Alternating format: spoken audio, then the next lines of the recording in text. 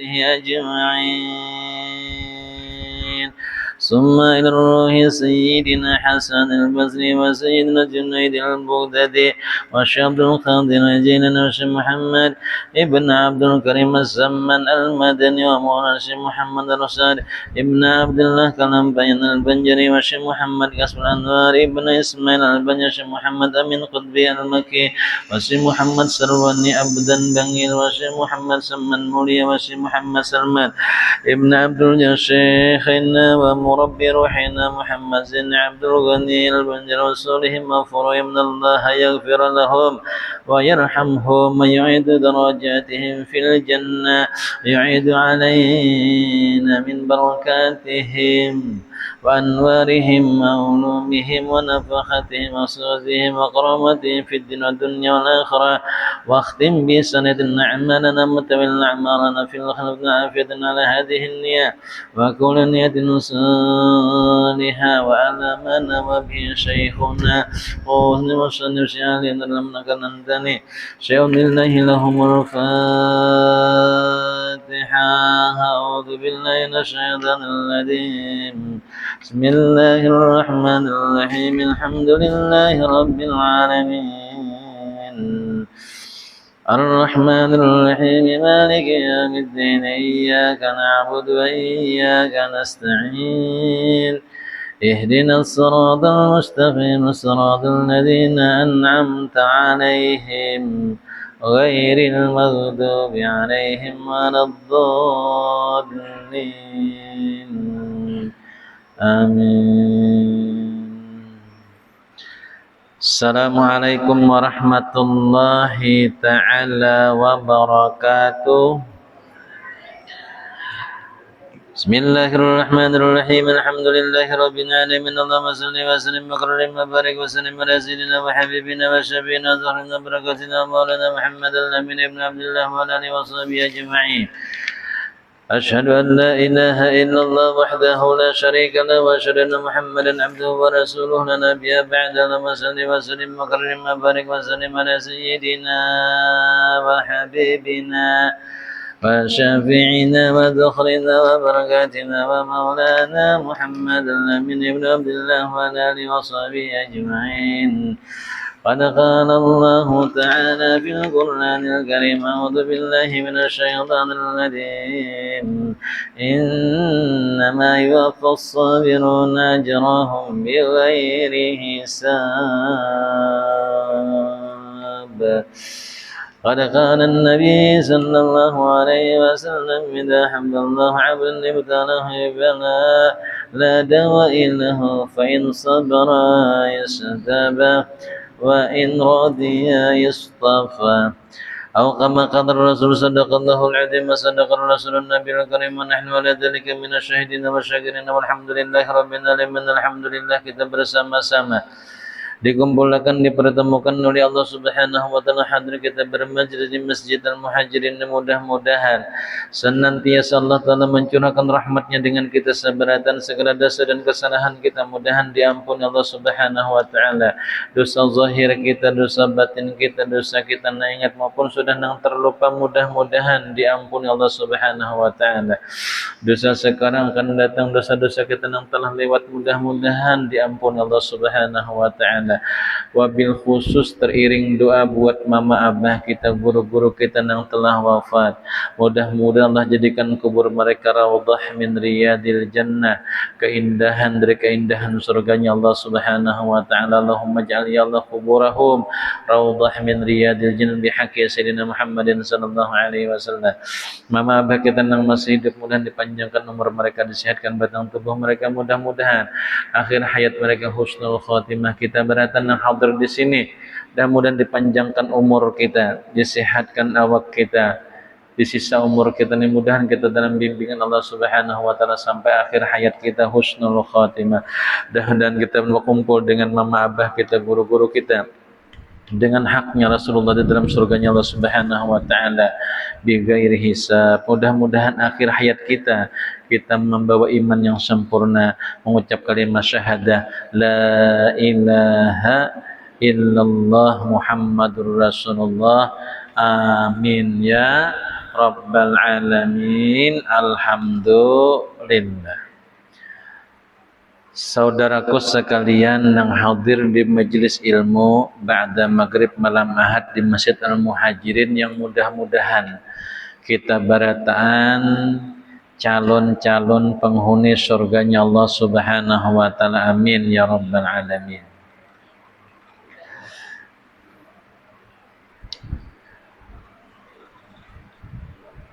Dari sekian banyak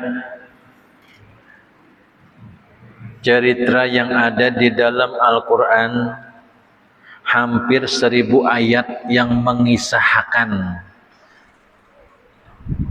tentang orang-orang yang dimuliakan oleh Allah Ta'ala. Di antaranya kisah para anbiya, kisah-kisah Nabi yang 25 itu termaktub di dalam Al-Quran. Kenapa Allah kisahkan kisah-kisah orang-orang terdahulu? Supaya menjadi iktibar bagi kita, bahwasanya setiap kehidupan seorang hamba itu ada akhirnya. Setiap perjalanan seorang hamba itu ada ujungnya. Setiap kehidupan itu ada kematiannya. Tinggal kita sejauh mana setelah dihidupkan oleh Allah Subhanahu wa taala, bagaimana kita mengisi kehidupan kita untuk menyongsong akan kematian kita. Nah, orang-orang terdahulu yang dimuliakan oleh Allah Subhanahu wa taala itu menjadi iktibar lawan kita. Dari sekian banyak kisah-kisah, kita lihat kisah para nabi. Mengambil barakah tabarukannya. Nabi Adam sudah sering kita dengar kisahnya. Kita hendak berkisah pulang tentang Nabi Idris alaihi salam. Nabi Idris ini adalah anak daripada Yadri, mamanya Ikrimah. Mama Sidin itu namanya Ikrimah, abahnya Yadri. Sidin ini keturunan ke-6 daripada Nabi Adam alaihi salam. Nama Sidin adalah Idris, asalnya Darasa. Darasa itu kalau bahasa kita belajar. Sidin itu ketujuh belajar. Senang tiasa Sidin ini tadi menuntut menggali. Bahkan orang yang pertama yang bisa menulis. Nah, menulis itu adalah Nabi Idris alaihi salam. Orang pertama yang mendalami ilmu perbintangan pun Nabi Idris alaihi salam. Bahkan orang pertama yang menjahit baju, nah itu adalah Nabi Idris alaihi salam. Jadi Nabi Idris ini gawian Sidin adalah salah satunya menjahit baju. Hanya bila ada orang tukang jahit, nah itu adalah maumpati gawian Nabi Idris. Menjahit baju ini kada asal jahit pang. Menjahit kerucut jadi aja pang juga. Nah, ada potongannya, ada polanya tadi. Ada tata caranya. Nah, Nabi Idris itu menguasai banget tentang potong, memotong, jahit, menjahit pakaian ini. Nabi Idris alaihi salam sini mendapatkan wahyu di ketika umur 82 tahun. Nah, 82 tahun mendapatkan akan wahyu dari Allah Subhanahu wa taala. Sidin ini senang membaca tasbih. Tasbih itu kesenangan Nabi Allah Idris. Sidin itu senang membaca subhanallah wa bihamdi, subhanallahil azim, subhanallah wa bihamdi, subhanallahil azim. Sini ketujuh benar tak? Sehingga malaikat-malaikat itu datangan mendengar tasbihnya Nabi Allah Idris alaihi salam. Banyak malaikat datangan hendak mendengarkan tasbihnya Nabi Idris alaihi salam. Ini tasbih ini nakai bagus dibaca menjelang kita antara azan dan qamat sembahyang subuh. Itu jar Habib Umar Tarim, siapa yang mengata antara azan dan qamat subuh, Imbah Yahya Qayyum piantarusakan kena subhanallah wa bihamdi, subhanallahil azim. Tambahi astagfirullah Astaghfirullah. 100 kali maka Allah akan mengkayakan dirinya, anaknya, cucunya, juriatnya. Akan dikayakan, dijauhkan daripada kefakiran. Jadi ada doa orang tua hagin cucu, orang tua hagin anak, orang tua hagin juriat. Sidin kada sugih, cucu sugih.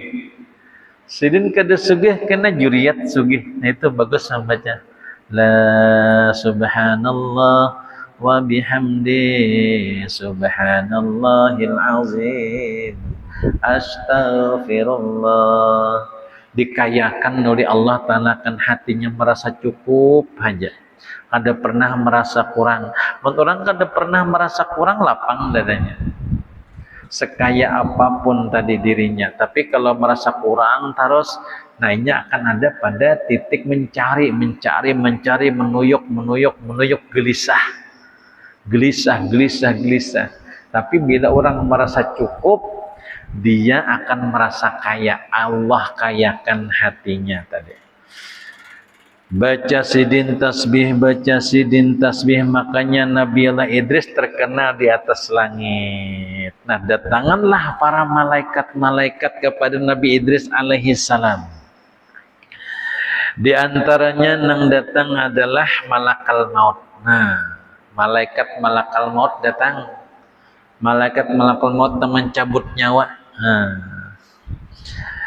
Malaikat datang lalu membawakan makanan kepada Nabi Idris alaihi salam, bawakan makanan sorga. Allah. Ketika Nabi Idris merasakan makanan surga, beliau berkata, ini makanan dari mana? Minal jannah, dari surga. Kayak apa garang surga neta? Betakun lawan malakal maut. Surga neta wahai Nabi Idris alaihi salam. Keindahan surga itu kada pernah ada di pikiran manusia. Sungainya sebening kaca. Wah, sungainya sebening kaca. Tebingnya tuh ada jabarjat. Ada yang dari intan mutiara. Tebing-tebingnya sampai ke bawahnya. Lo kita lumpur, dia lumpur lah. Nah, itu tebing. Mengalir 4 sungai itu ada banyu putih, ada banyu madu, ada banyu susu, dan ada banyu arak. Arak nang pian minum di situ ada di surga, arak surga. Jadi arak surga itu disiapkan oleh Allah Subhanahu wa taala. Arak yang penuh dengan kenikmatan. Kada kayak arak dunia, Bang. Mabuk teler sidin tadi. Arak yang menyehatkan. Arak yang menggembirakan tadi bagi peminumnya. Lalu ada pohon-pohon, wahai Nabi Allah Idris, pohon itu daripada emas. Ada emas putih, ada emas kuning, ada emas merah. Jadi emas saja macam-macam tuh. Jadi pohon di surga tuh batangnya dari emas. Mun kita dapat pohon emas tuh kayak apa sugihnya? Ada seorang dapat pohon emas, pohon gaharu aja. Nah kalau pohon gaharu, bila orang berjalan di hutan-hutan tuh nah, dapat pohon gaharu, tuh nah kayak hewan juga. Adanya di dalam batang pohon, tabuk di dalam. Itu bilanya dapat netup ya, masya Allah ada. Itu bahan minyak wangi. Kalau gaharu asli lah, no kita nih paling sibitannya sudahnya gaharu dikirim nah asli tuh. Itu bilanya dapat nih tuh, Allah karim nang kayak tangan nih aja dapat kita ambil sedikit, kita bubuk kita harum makan tuh. Leh, itu sepal keciuman baunya. Oh, harumnya tuh. Gaharu itu pohon sorga, dan ingat pohon gaharu banyak terdapat di Indonesia. Pian suatu terdapatlah pohon gaharu. Andaknya di hutan-hutan jauh, kadang sampai 5 pal pada ke jalan raya, 10 pal ke dalam situ. Nya mahiwan tubuhnya. Mahiwan itu kita ngalih dicari untuk untungan ya. Kadang tatamu ada, kadang tidak. Pohonnya tuh harum luar biasa tadi. Dan itu didapat tadi salah satunya di Indonesia tuh pohon gaharut dari surganya Allah Subhanahu wa taala. Lalu Nabi Idris alaihi salam tadi berkata, ceritakan kepadaku keindahan surga. Satu kali kau membaca tasbih wahai Nabi Allah Idris, Allah akan tumbuhkan satu pohon di dalam surganya Allah. Jadi tasbih itu adalah penanaman pohon di dalam surga. Pantas baginda kita Rasul sampai menyuruh ketika hendak guring maka bacalah tasbih. Subhanallah 33, Alhamdulillah 33, Allahu Akbar 34. Barang siapa yang membaca, ini kan kisah Fatimah keuyuhan nih. Ya Rasulullah, bolehkah ulun minta pembantu, minta khadam di rumah, ulun keuyuhan ya Rasulullah, ulun pingin mengirim salah seorang dari muhibbin pian, pecinta pian ke rumah ulun membantu untuk mengurangi lelahnya pekerjaan rumah tangga menggiling gandum tuh. Ujar Rasul, besok wahai anakku akan datang seseorang ke rumah kamu untuk membantu menggiling gandum. Baik ya Rasulullah, terima kasih, ulun tunggu kedatangannya. Jam ditentukan tiba, muncul orangnya ke rumah Fatimah. Siapa yang datang? Rasulullah langsung. Je Fatimah pian langsung kan. Ujar Rasul, aku akan membantu wahai anakku. Mana yang digiling wahai anakku? Ini ya Rasulullah yang akan digiling. Digiling gandum. Pian paham lo, gilingan gandum pun bukan hakin Fatimah. Fatimah itu memberi makan ni ahlu sufah. Ahlu sufah itu ada orang di masjid nengguring 70 orang tanpa rumah. Jadinya hidup ketika sidin tadi kayak keluarga nang pindah dari Makkah ke Madinah, nang mereka diusir daripada keluarganya karena memeluk Islam. Mulai dahulu sampai sekarang, bila ada orang masuk Islam diusir dari keluarganya, dicurit nama dari anggota keluarga, kada diakui lagi, bahkan ditarik beretan hartanya, kayak itu. Jam tangan diambil, apa diambil, silahkan nikah masuk Islam, kau fakir, nah kayak itu. Mau disita beretaan barangnya.